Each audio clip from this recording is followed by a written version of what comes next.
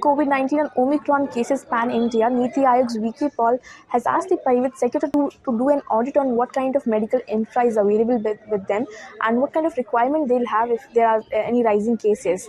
So we had a word with various medical device manufacturers to know what kind of inventory do they have right now.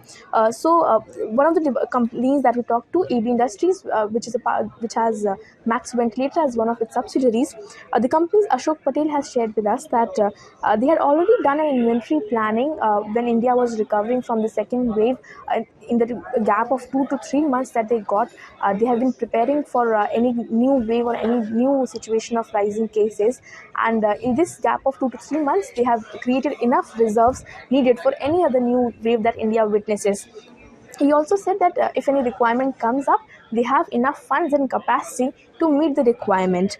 He said that now, because more and more earlier only limited medical devices were available, now more variety of medical devices have been kept in inventory, and all kinds of whether invasive or non-invasive ventilators are in inventory right now with them.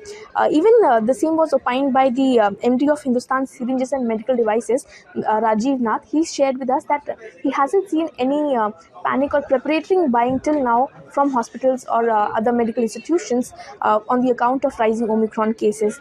He said that this could also be because Omicron has seen higher discharge rate than the Delta variant and hasn't seen much dependency on the support of medical devices.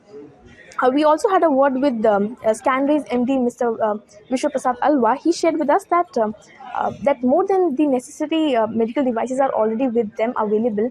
And however, he focused more on the availability of doctors and paramedics. He said that enough devices are available on the ratio of available doctors and paramedics in the country.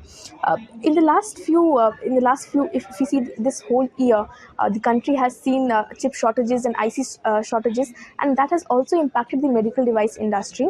The industry said that in this year they have seen nearly 10 to 15% rise in the costs and they have to spend more due to the shortage of the raw material, and the input costs have gone higher.